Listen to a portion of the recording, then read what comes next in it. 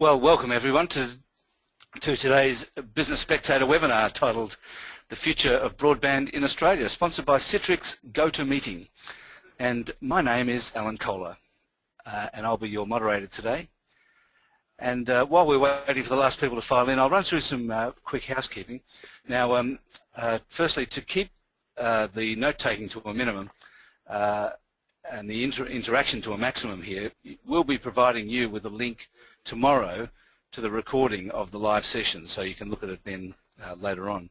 And but the main thing is, please take the opportunity throughout the webinar to write our panelists a question using the control panel that you can see in front of you at the moment on the right-hand side. As always, we'll do our best to answer all the questions you ask, but it may not be possible to respond to each and every one. So apologies up front if your question doesn't get answered. So let's get going. Our guest today to discuss the National Broadband Network is Peter Coronius, who's the Chief Executive of the Internet Industry Association. G'day, Peter. Welcome. Thank you, Alan. And Ian Martin, who's the Telecom Analyst for RBS, one of the most experienced telecom analysts in the country. G'day, Ian. Hi, Alan. Now let's just go through some basics for people who perhaps aren't familiar with them. What is broadband? Well, it's high-speed, always-on internet access. The broadband network has three interlocking components. It's got the backbone infrastructure, it's got a network that connects to exchanges, connects exchanges to the backbone, and it's got access to the end users, and the NBN is the proposed access network. What we're talking about with the NBN is optical fibre, which I'm sure everyone knows uses light to transmit data from one location to another. With the NBN, we're talking about fibre to the home, FTTH, which takes the fibre all the way to the premises. There had been previously a discussion about fibre to the node, and that was to replace the copper between the telephone exchange and the cabinet, and putting a cabinet in the street. With fibre up to the cabinet and then copper from the cabinet up to the house. Here's a diagram from the NBN Co as to what the network looks like. Now we won't dwell on that too much, but it just gives an idea of how it works from fibre access nodes, which they're also calling points of interconnect, to the houses and or businesses. Where are we at now? Well, there's been a lot of broadband growth, particularly during 2005 and 6, where there was a mass migration from dial-up to broadband in Australia. It slowed down a bit in 2007, 2008. We're looking at 21% growth projected for this year to take total market for broadband subscribers to 8.9 million subscribers. Does that sound about right, Peter? I'll just bring you in at this point. What's your feeling of where the broadband market in Australia is at the moment? That is about right in terms of penetration. We've obviously been seeing rapid uptake in the market for the last, I guess, 3 or 4 years particularly. We've seen a lot of competition around ADSL. A little bit of competition, certainly in the wireless space, is where the fastest growth is occurring and where the greatest competition is. So it depends. Is anyone left on dial-up, do you think? Some people choose to be on dial-up. As bizarre as that sounds, there are people that have made a conscious decision to stay on dial-up, but I'd say that they are a rapidly diminishing minority. And Australia is trailing a bit the penetration levels of Europe and Asia. Well, there's a... Sorry, I was going to say, certainly in terms of penetration levels, we're towards the top of the pack, but we're not right at the top. Yeah, I think that table shows it pretty well. There's a very recent report that's come out of Akamai about the last month called State of the Internet, which actually positions Australia as 50th globally, not in terms of penetration, which their study shows is high, but rather in terms of average access speeds. So for us, that is the real issue. I mean, the penetration is very important, but it's also, you know, what quality of connectivity we're giving people. We have a table here of country comparisons. Without wasting too much time on this, Peter, do you have any comments about Australia's relative penetration as shown by this, particularly the growth that we've seen? Well, as I say, I mean, this table doesn't actually define what what classifies as broadband. But you know, even when the OECD was doing this a few years ago, their starting point was about 256K, which these days would hardly be considered broadband at all. So I think, you know, there's a little bit of artificiality in this, depending on where you draw the line. But 92%, you know, certainly would indicate people on some form of broadband. That includes wireless broadband, I think, is one of the differences there. Oh, I see. Right. Just while you're talking, Ian, we've got a slide here about average speeds, and there's been a lot of discussion recently about what speeds do we need. Do you have a view about that? Well, I think from the point of view of the providers of capacity, you know, they're managing this, and generally they've seen an increase in demand for speeds each year. And in order to get a little bit more revenue out of customers each year, they have to offer more and more speed each year. So it's a question of what the rate of growth is of that demand. I think is probably the more relevant question. And it seems the demand for that speed has gone up recently, but we're seeing a divergence between the growth in the need for speed and the willingness to pay for it. So the capacity of networks seems to have broken away. The growth in capacity of networks seems to have broken away from the growth in revenue in the last year or two. Yeah, Peter, there's been an element from the supporters of the NBN and the NBN itself of, if you build it, the applications will come.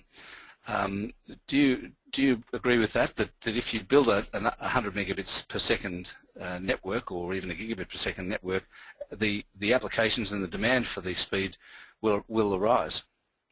Well, that largely is our argument, and we base that not just on sort of blind faith, but really on an observation of the history of the internet to this point, where we've seen there's almost a push-pull sort of phenomenon around availability of bandwidth versus innovation.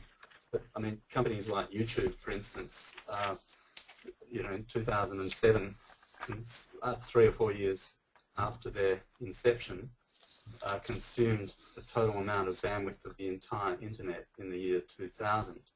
And so I think that what we're seeing is sort of a stepwise innovation rather than sort of linear innovation. But we consider that super fast broadband infrastructure is one of the preconditions of developing an innovative digital economy. So I'll just bring I'll bring a member of the audience in now. Mark Reynolds wants to know what's the difference between upload and download speeds in the terms that you're talking. Well, that depends on what technology you use, and this is sort of part of the reason why we favour fibre, at least for the heavy lifting, because it does permit symmetrical connectivity. And in fact, if you notice tendencies and trends over the last few years, one thing you can say is that there has been a marked increase in demand for symmetrical services, particularly as people embrace video and video conferencing. So we think there's a big sort of potential killer application there that will require a symmetrical capacity. Whereas if you're relying on something like wireless, for instance, it can be good on the download, but it doesn't always give you the uplink speeds that would permit full interactive services such as we've been contemplating. Let's just deal a bit with the politics now. Obviously, we're sitting here with no government at all at the moment. Well, a caretaker government. We're still waiting for the election of four independents to decide who's going to be our next government. Let's just go through the two policies, because we don't know quite what we're going to end up with yet. The coalition policy is that they plan to also have 100 megabits a second with a combination of not fibre to the home, as the NBN involves, but HFC, DSL and fixed wireless, they want to cancel the NBN. They want to spend a total of $6 billion in a variety of ways to support this, including $2 billion for new fixed wireless broadband networks, $1 billion in grant funding and $1 billion in investment funding for new fixed wireless networks, $750 million for fixed broadband optimisation, $700 million for improved satellite-delivered broadband services. So, Peter, perhaps Ian first, what do you think of the coalition policy? Well, the coalition policy isn't 100 megabits; it's 12 megabits, but a lot of the minimum of 12 megabits. Minimum of 12, but in a lot of areas, of course, it will be higher speeds. There'll be obviously you've got the cable infrastructure there capable of up to 100 megabits peak speed, and I'm sure you'll have fibre in a lot of areas, commercial fibre in a lot of areas. And I think one of the challenges, for instance, for Telstra in a coalition minority government would be how much they spend to fill in those commercial areas with fibre versus other technologies. The coalition policy is more focused on areas where you don't get commercial rollout and how you best deliver an increase in capacity in those more marginal areas, out of metropolitan and regional areas. Peter, you've been a big supporter of the NBN. Does that mean you're an opponent of the coalition policy? Well, I mean, we certainly like the fact that they've committed something to broadband here, but I mean, some commentators have labelled this a patchwork policy. And when you look at that slide, you can see that, you know, it's quite broken up according to specific areas and what their current needs might be.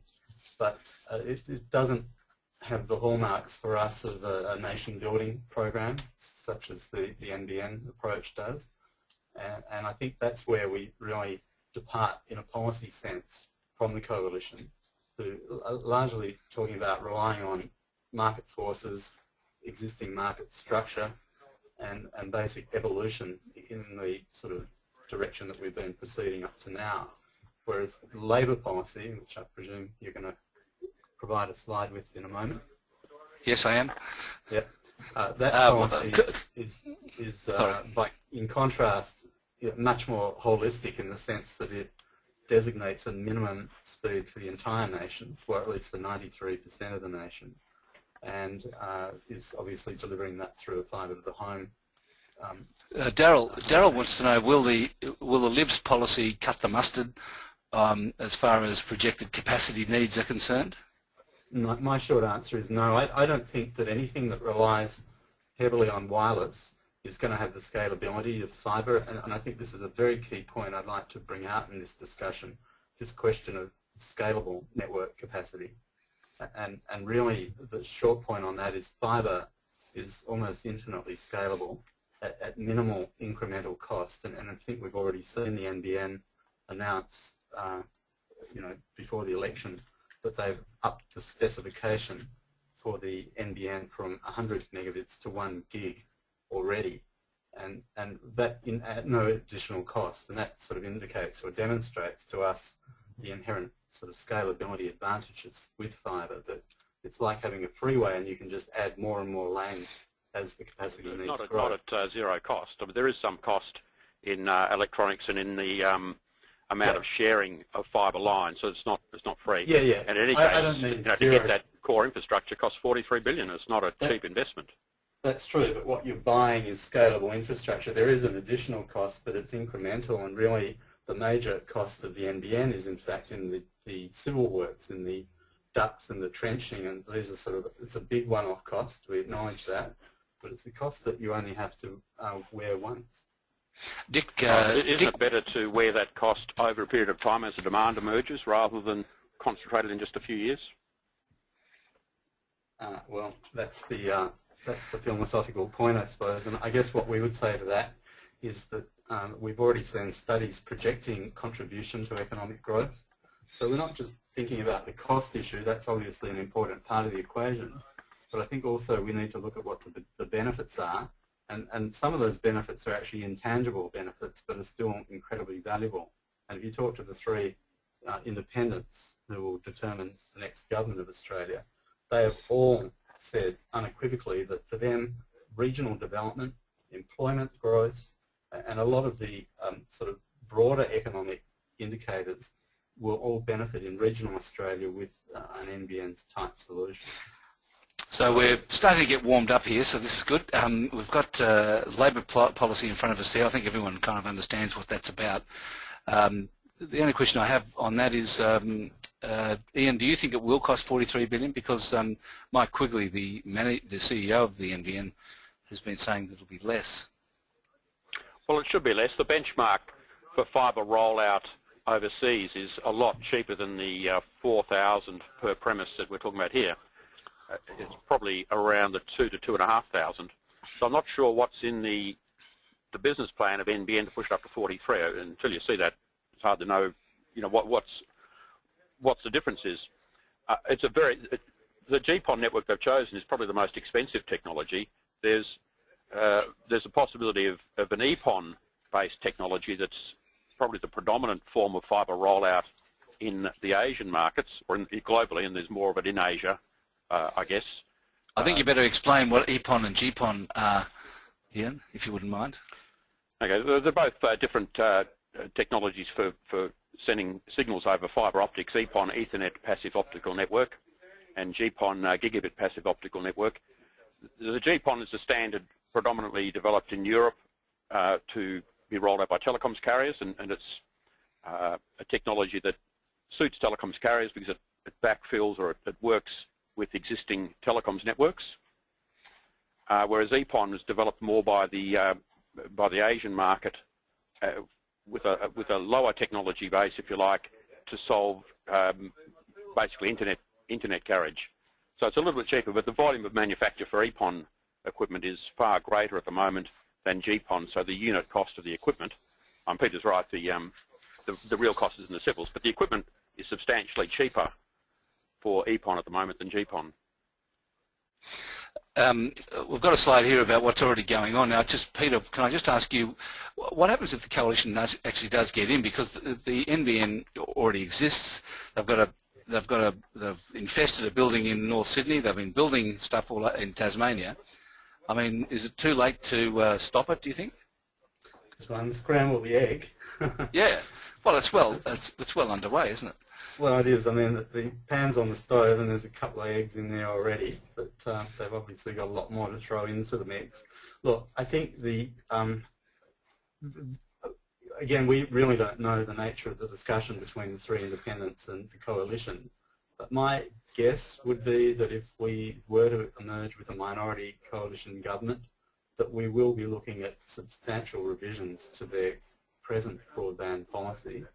It may well be that there's a much higher commitment to a more rapid rollout of fibre in regional Australia, recognising the arguments that the independents have made. So I think we will end up with a bit of a hybrid, something between what we have now from the coalition and what the government scheme looks like. I think we'll end up with something in between the two. I think that's right. I think the way the coalition would look at it is we're prepared to spend $6.3 billion. That might go up a little bit, but they'll be looking at and talking to the independents and indeed various suppliers about how they can best spend that $6.3 billion. It may not necessarily be on the plan they outlined pre-election.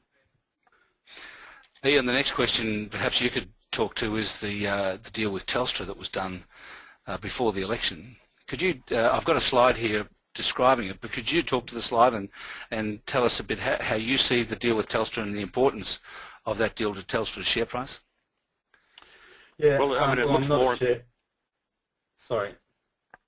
Oh, sorry, you want me to do that, Alan? No, Ian. Yes, if you wouldn't mind, Ian, to start with. Okay, well, it looks more important for Telstra now after we've seen the full year results and the more rapid erosion of the fixed line. It's very handy for Telstra shareholder to have that $11 billion, almost $9 billion of cash over a number of years, plus another couple of billion perhaps in offsets. So from a Telstra shareholder point of view, that cash looks very attractive now, and it looks to be quite a good deal from a Telstra shareholder point of view. There's really two components. The first main one is the use of existing Telstra infrastructure, mainly the ducts, but also backhaul and exchanges for use by NBN Co. That will reduce their bill cost somewhat. That's probably about half of the $9 billion. and the bulk of the rest is migration of customers. Without those customers, the NBN Co business plan would be it just wouldn't work. And even with those customers, it's very difficult to make it work on a $43 billion spend. So very important, I think, for NBN Co that they also sign that deal. I guess the question is, what happens if it doesn't go ahead? Then Telstra has got to work out how it works with the coalition policy, and that's probably going to involve quite a bit of spending by Telstra in commercial areas. So for a Telstra shareholder, you go from one scenario where you're actually getting cash in for a while to a scenario in a coalition government where you're likely to see some capital spending that you hadn't previously necessarily anticipated. And that's I think, going to test Telstra's cash flow, whether they can deal with that in commercial areas. Of course, on the upside for Telstra, they've also got perhaps a share of that $6 billion of coalition funding to do some rollout in regional areas. Peter, do you have a view on that? I'm not really qualified to comment on the share price impact, but I will say that I think this is a pretty good deal for Telstra in the sense that, well, they're buying effectively a stake in, well, that won't actually have equity in NBN, but I believe that this is a leasehold rather than a sale arrangement. So yep. Telstra still retains the ultimate ownership of the infrastructure, but that it's effectively being provided to NBN under the terms of this agreement, and I think will significantly reduce the overall build cost. So it's actually a very good deal, I think, for the NBN as much as it is for Telstra, and I think having that support to us was a critical development in the government's policy. Up to that point, I think you might argue it was looking a little bit thin in terms of uptake, but if you introduce 9 million customers into that equation, well, actually Telstra's, what is it, about 4.5 million, Ian? PSTN customers, about they've got about 8.7 million PSTN customers. So getting the telephony revenue from those customers is very important for NBN Co as well, and about 3 million all up. I think broadband. Oh, sorry, 2.3 million broadband customers retail, and another 1.7 million wholesale. So very handy numbers for NBN to have. They are good numbers, and this is a point that Terry Cutler, some of you may know Terry, made to me a week ago. He said one thing that's been lost in this discussion really has been, the focus has been on the 43 billion, but it's not taking into account revenue streams that come into the project during the build time of 8 years. And it seems to me that if the Telstra customer base can be brought online quickly, not only do you save in infrastructure costs by leveraging what Telstra's already done, but also you've got the advantage of a revenue stream coming in. And I think Terry Cutler's view was that that would bring the net capital outlay from the Commonwealth down to about 23 billion or 27 billion from 43 billion. Right, you've still got to justify it though on the total cost being spent, whether it comes out of cash flows or out of funding. There's still a total cost there that needs to be justified, and hasn't been justified in the NBN case. Ian, if Tony Abbott becomes Prime Minister next week, does Telstra's share price fall? Not straight away, Alan. The uncertainty, I think, would still remain. It's the uncertainty that's dogged the share price lately. And no, I'm asking if it'll fall because of Tony Abbott. I mean, because they won't get the $11 billion. Does their Telstra share price fall? I think, no, I don't think it'll fall. I don't think the 11 billion's fully factored into the share price now, because there's still a couple of, I mean, there's always the election to come, but apart from that, there are a couple of other hurdles. One is the ACCC's got to sign off on the deal, and although on the face of it they like it, there is a big hurdle for the ACCC in the extent to which competition is harmed by this agreement. And then the other hurdle, of course, is that the shareholders have to vote on it sometime next year, probably around March or April, and there's still a big unknown there for shareholders, which is what are Telstra's continuing obligations and risks of exposure to NBN Co. In that last weekend of the Rudd government, when they came to this agreement, Mike Quigley held out to move some of the cost of NBN off the NBN Co's books into this USOCO.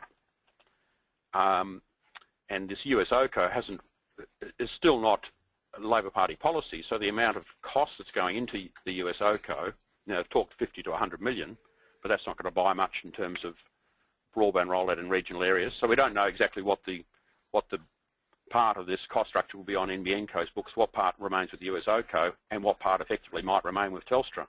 So that's still a potential barrier to a Telstra shareholder agreeing to this deal, if there's an ALP government, I mean. Horace, one of our listeners, Horace, makes a good point.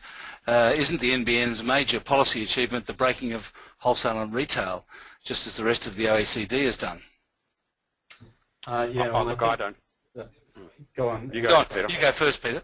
Okay, I was going to say I think that is right. I mean, that's sort of one of the unsung benefits of the NBN that doesn't really get a lot of airplay, but it's this idea that for the first time we will have a separate network infrastructure that's not in the control of someone who is both the wholesaler and the retailer, or the wholesale supplier to its retail competitors.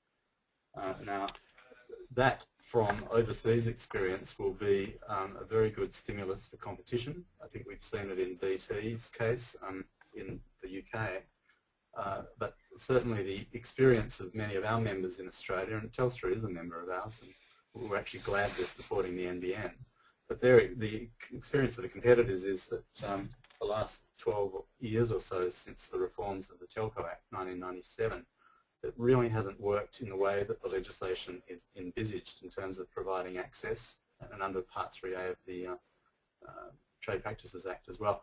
The access to get access to competitive exchange facilities has been a running sore in the industry, and I think part of the reasoning behind setting up the NBN is to sever that nexus once and for all.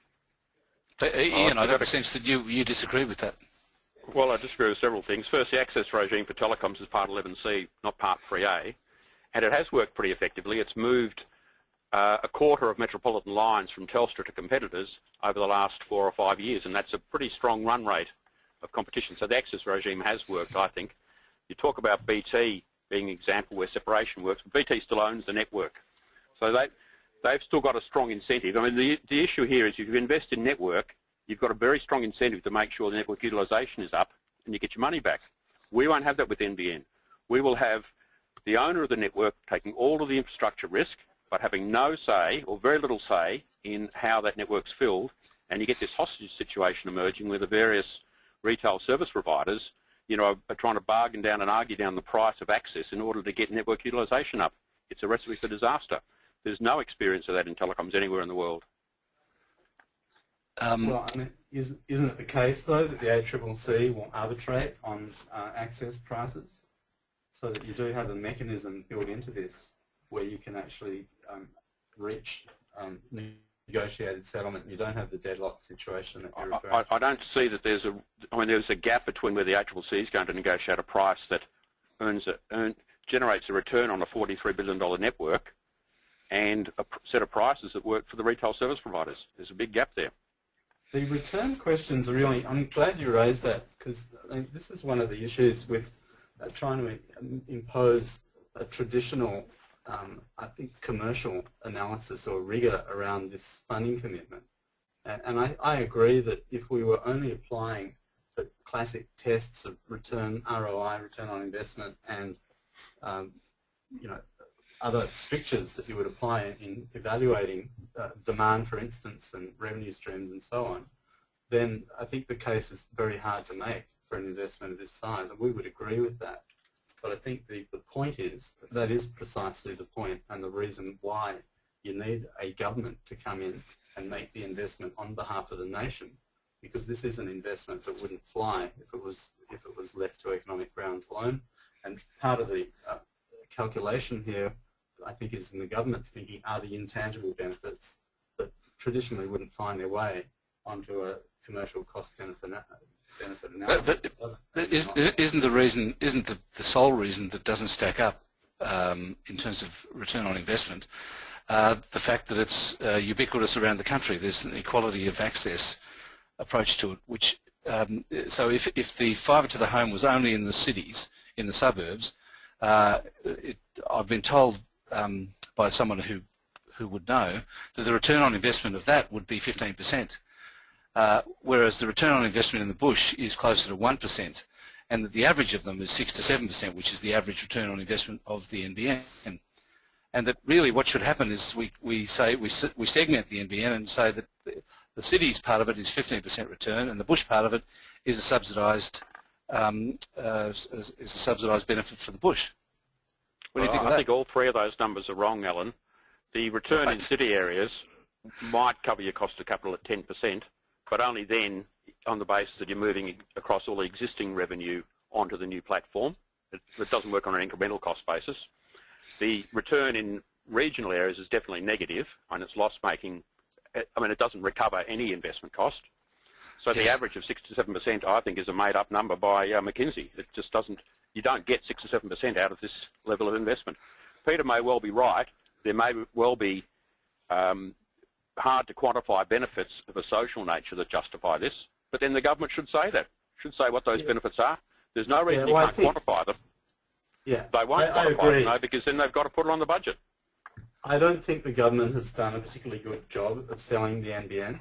I mean, in fairness, they're committed to it, there's no question, but in terms of translating some of these issues into terms that people can understand, I really think that they left themselves open by allowing the coalition to come in and argue on economic grounds that this isn't feasible and shouldn't go ahead.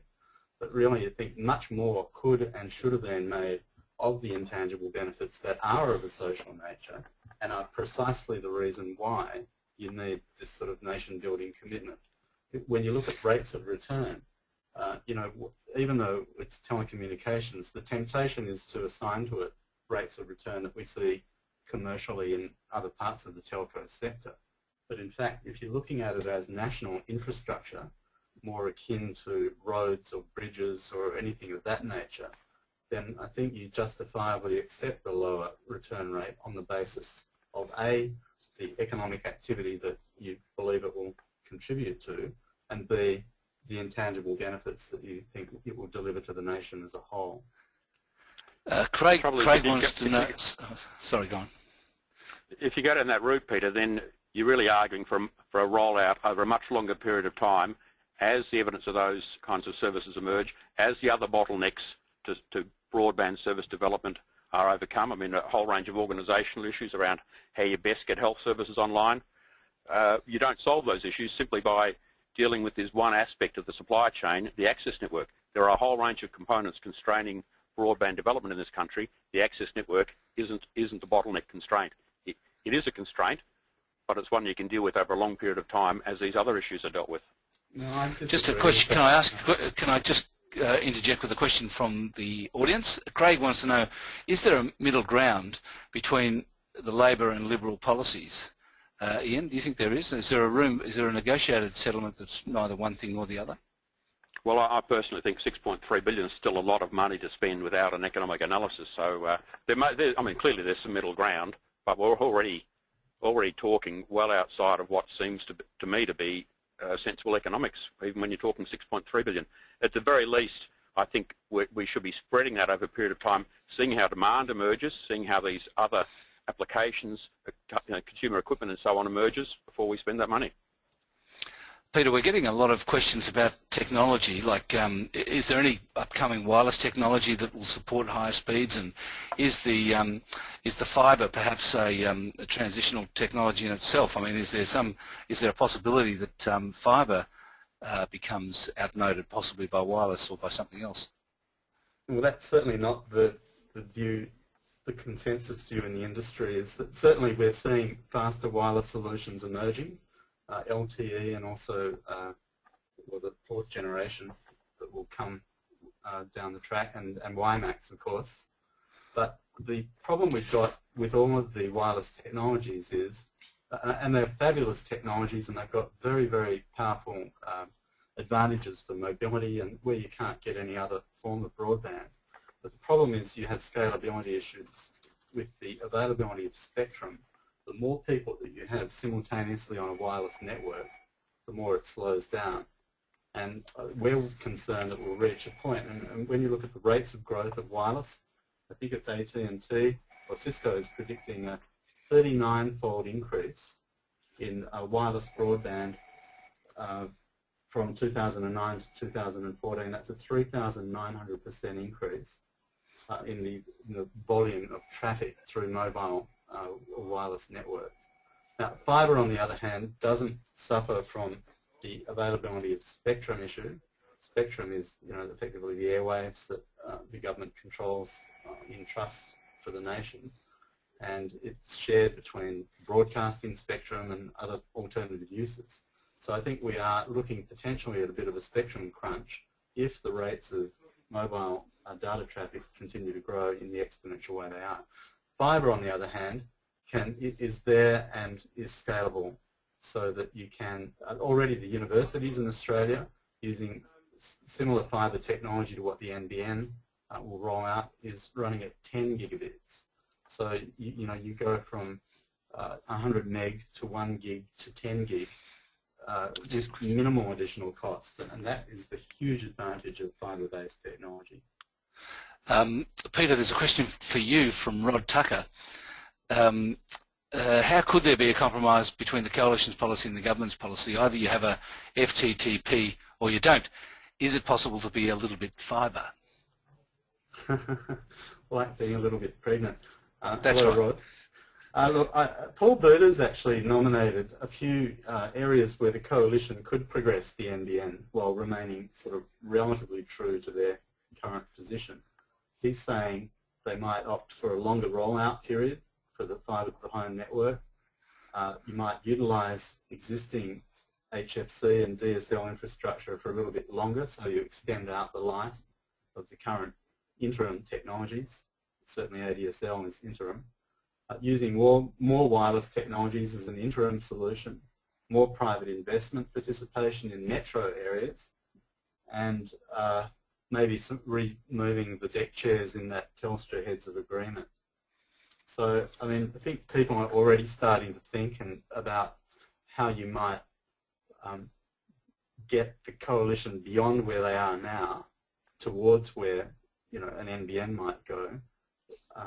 So I think it will be that sort of middle ground solution that, if the Coalition comes in, will be the most likely prognosis. Ian, Nick wants to know what commercial options does the NBN, or is open to the government in relation to the NBN in terms of recouping some, or perhaps even a significant amount of the initial investment. Well, that's, I guess, the big question, that in order to make that NBN work, you really need NBN to be not just a wholesale business. I mean, you can't have a structure where NBN has all of the investment risk and none of the retail exposure, because retail is where the revenue is, and unless you're actually in there selling, you don't see where the demand is. You can't price accordingly. I mean, the ability to price and price discriminate and work out what services and what bundles of services people pay money for is where NBN could possibly make some kind of return. But if you do that, you're basically back where you started, with a government-run monopoly. Yes, well, a lot of people might have some nostalgia for those days. I'm not sure, Alan, the degree to which the NBN will discriminate. I mean, Mike Quigley's vision, and basically his writing orders here, are to build a open access, wholesale, layer 2 bitstream service. So effectively it's just basic connectivity, very fast, and then you allow the retail providers to create and innovate around differentiated products and services.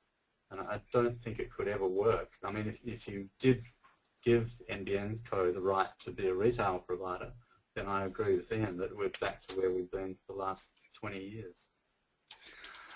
Scott wants to know, what are some of the possibilities for the NBN that aren't available now that would revolutionise how we do business in Australia?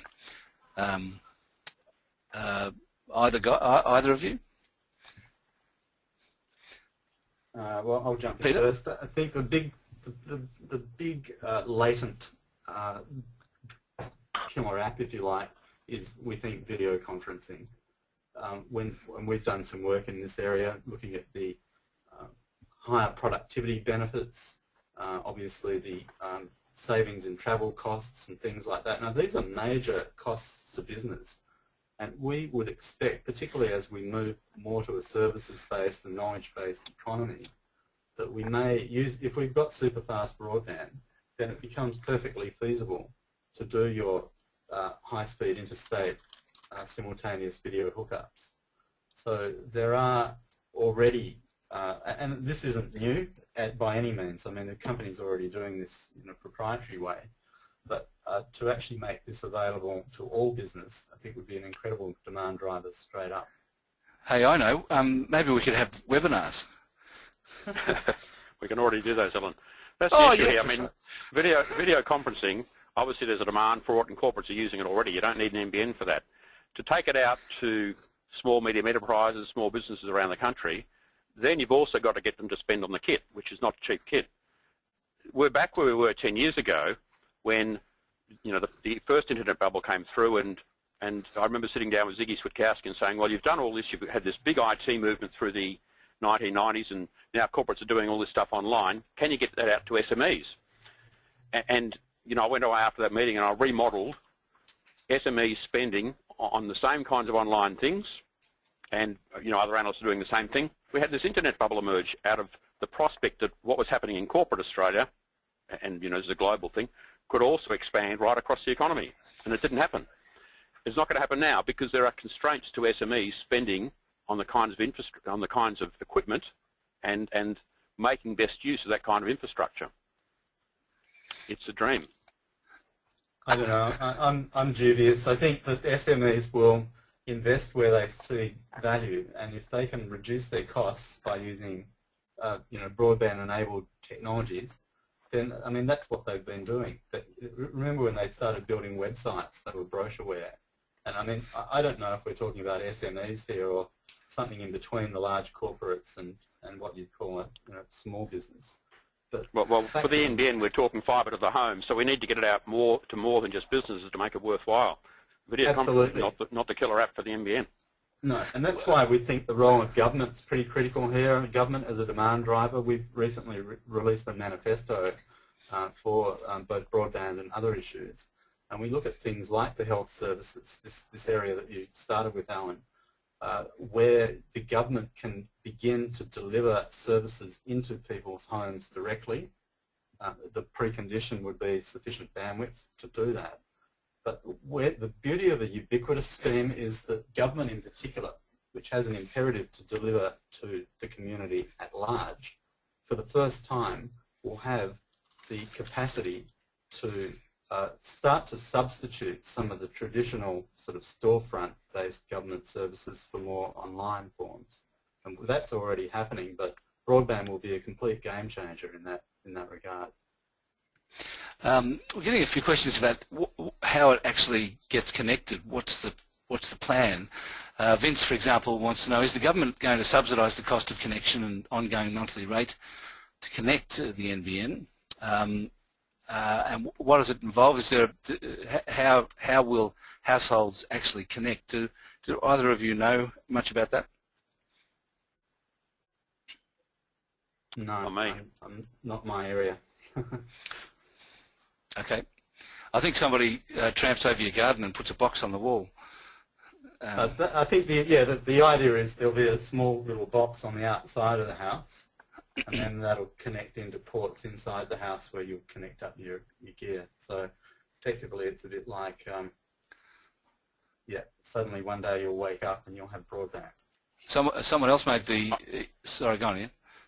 I think where the debate's got to there is that there's a lot you can do using wireless within the house, using Wi-Fi within the house, but if you want to get the full benefit of the 100 megabits or certainly if we go to a gigabit, you'll need rewiring in the house at some expense, and nobody knows exactly what that is.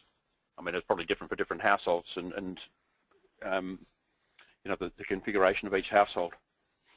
I don't know. I mean, that's the issue. Is that the case? I mean, I understood that wireless is actually quite scalable over a small range, like within a house, because you're not using sort of the free spectrum out there or the spectrum that's competitive. You're actually being able to send at very high rate. I mean, I can set up a security system in my home running on 2.4 gigahertz, and you know, do real-time video room to room. But you're you're not relying on anything outside of the house for that, nor are you relying on wiring. Yeah, look, I don't know. I'm only repeating what Reg Coots told me, so I'll leave that one with Reg.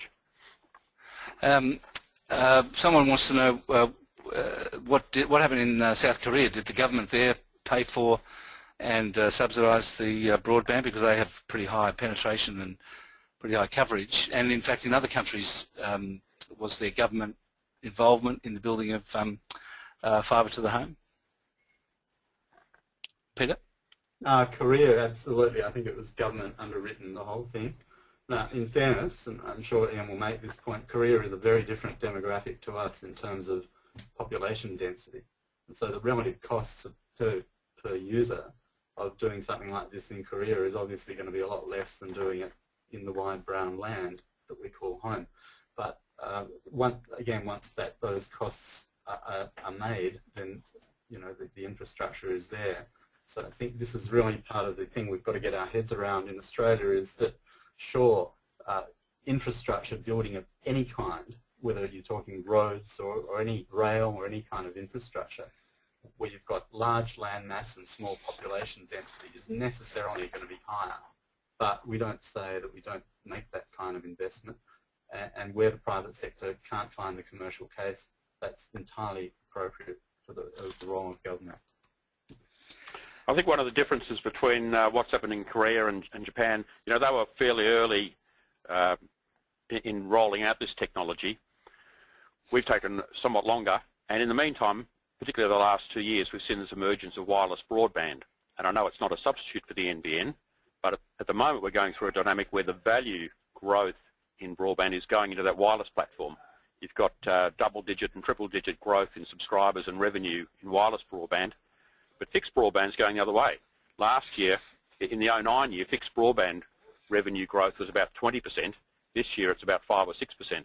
So we're seeing in networks now something that happened in transport through the 20th century, that what people value is the flexibility and mobility to be able to get around, and the most valuable stuff is moving on to wireless.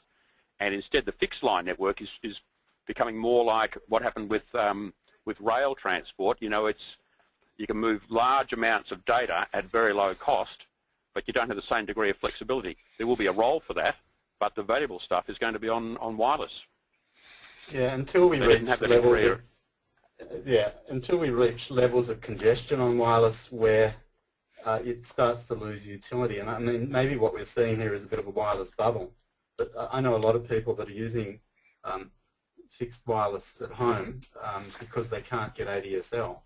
And so what we're actually witnessing, I think, is a demand for broadband connectivity. And wireless is not all used for mobile access. I mean, a lot of it is, and it's very good for that. But equally, it's being used as an interim substitute for fixed broadband. And now, when we reach the point where everyone's on wireless, and not just everyone, there will be multiple devices that we'll be carrying or in the home that will be wireless, then we start to reach potential capacity issues. And I think it would be a shame if we sort of hold out the hope that wireless is going to be the holy grail here, only to find in a few years' time that we just haven't made the necessary build. And don't forget that wireless needs fibre for its backhaul. So, they're not either or. The more fibre we have, the more it will support wireless. It was interesting, just before the election, the NBN company put out a press release saying that the NBN is no longer just 100 megabits a second. It's now 1 gigabit per second capacity. And Mike Quigley rang me to say that actually the reason they're putting it out is because he's sick of people saying to him, why don't you do a gigabit per second just like Google's doing in the US? And the thing is, what he was saying was that the NBN was always a gigabit per second potential capacity, not 100 megabits, and they just made up the 100 megabits as being a number that seemed pretty large. A bit like that thing from Austin Powers where Dr. Evil says that the ransom is $1 million because he thought that was a lot of money then. I think that's right, Alan, that look, fibre is easily gigabit connectivity and can go faster and faster. The 100 meg is probably because it came out of the government's sort of revised commitment to broadband. You remember originally when they came in, it was a $4.3 billion spend, and I think they were guaranteeing, was it 12 megabit back then? I think in part on targets that we'd written in 2006. But of course, once you move into the fibre world, you can start opening your mind to faster and faster speeds because the fibre will absolutely support it. Everyone wants to know what it's going to cost. Say the NBN's built, it's 8 years down the track. What does it cost to have fibre connection to the internet for the ordinary person? What do you think it'll be, Ian or Peter? Well, it's going to be more expensive. I mean, it's really a question of how much write-off a future government's prepared to accept. I mean, if the total spend is $43 billion, the write-off's going to be somewhere, 10 to 20 billion. Even then, you're going to see, for the last 20 years, we've had real price reductions on fixed-line telecommunications, real price reductions, but the NBN model is for real price increases. So this upfront spending is going to turn around, 2 decades of deflationary experience in telecoms. I don't know what the price will be at that point, but it certainly will be higher in real terms than you're paying now. Peter, do you have a number? I agree. It'll be higher, but I think there's something we're missing here, and that is the substitution effect. That with an NBN, you will start to see, households, I think, have a monthly discretionary expenditure that they allocate across their telephony, their applications that they buy, their videos, they're going out to the movies, all of that kind of stuff. Now, an NBN world will see much more migration to digital delivery of content and services. And I think so that the value of the NBN isn't in the NBN, it's what you're going to be able to do with it. And as these new applications and services emerge, we believe the propensity of people to pay more will definitely be there. And we're already seeing it in things like Apple iTunes. Look at the huge revenue growth that company has experienced by doing things differently and more efficiently over the net. And the punters are voting with their feet. So I think that is the analysis we ought to apply here. It's not just how do we swap our current telephony expenditure for what we're doing over the NBN. NBN is telephony plus a whole lot more that people will pay for. One of our listeners, in fact, is saying people forget that the magic of broadband is the ability to do things simultaneously. 3 people in the home video conferencing to different meetings at the same time. Any one application doesn't do it. Many at the same time from the home farm office will. So that's just a comment rather than a question. Agree. Someone else wants to know what happens to Optus and Vodafone and Hutchison and the other companies. Ian, do you have a view on that? The outlook's pretty difficult for them.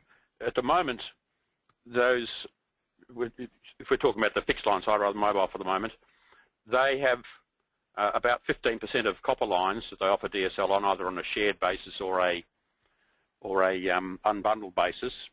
15% of lines, about 20 to 25% of commercial lines in metropolitan areas, and yet they only pay around 3% of PSTN revenue. And so the structure we've got with access prices at the moment for DSL was set 5 or 6 years ago when PSTN revenue was over $8 billion, and this second use of copper wire was a marginal use. And so we've got very incremental cost-based prices that those carriers benefit from now. But that's not sustainable now that PSTN revenue is down below $6 billion. It's fallen 30% in those 5 or 6 years. It's going to fall another 30% in the next 4 or 5 years. Those ISPs on fixed line, about $200 million in contribution to network costs at the moment for a $23 billion network. They can't pay for a $23 billion copper network. I don't see how they're going to pay for a $43 billion fibre network. The outlook for them in a fibre world is quite difficult, I think. Great mobile prospects, wireless broadband prospects, but I don't know how they're going to survive in 5 or 6 years' time as NBN starts ramping up, if NBN starts ramping up. There's only a few minutes left, but just reading all the questions coming through, there's a tremendous amount of passion about wireless on display. People are really kind of feeling strongly. Some people say that it's the answer and that our panellists don't know what they're talking about. Some people say that that wireless is hopeless and so on. Very strong feelings about that. Perhaps we can just finish the last few minutes with some comments from both of you about how you see wireless. I mean, I just make the comment that, you know, wireless is now beginning to replace PSTN big time. I suppose the question is whether in 10 years' time wireless starts to replace fibre even. Well, I don't Alan, think so. I think it'll... Sorry, Ian. No, you go ahead. I was going to say, look, they are complementary technologies. There's no question about it. I don't think anyone seriously claims that they are substitutable to the speeds that fibre will be delivering. So you've got to look at each. You've got to look at each for what it's best at doing. And one thing I'd throw in, Alan, Ian might have a view on this too. Assuming that we did have NBN to everyone's home, so everyone's on fibre, but TV networks ought to be able to start handing back some of that very expensive spectrum that they have to license every year. And, I would like to see a world where that broadcast spectrum becomes more available for the new emerging wireless services, so that we'll have the best of both worlds. Then you'll be getting your TV through your NBN, perfect pure digital content, and free up all that huge amount of spectrum that's currently being held or even warehoused by the networks for their digital TV. You agree with that, Ian? Look, pretty much. I mean, they are complementary. They will do different things. There is an overlap between them.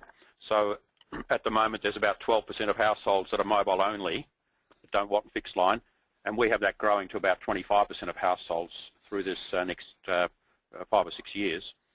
So there is the extent of overlap, I think, will increase, but they will do separate things separately. The problem is that the valuable stuff will be on wireless because of its flexibility, and having TV on broadband, you know, people don't pay for TV. They're not used to paying for TV. When they've had to pay for TV, the take-up rates have been very small. So this high-speed multimedia broadband world is a very different world to the one we've known for fixed line, where you've had mass market services that are the same for everyone, digital voice, same for everyone.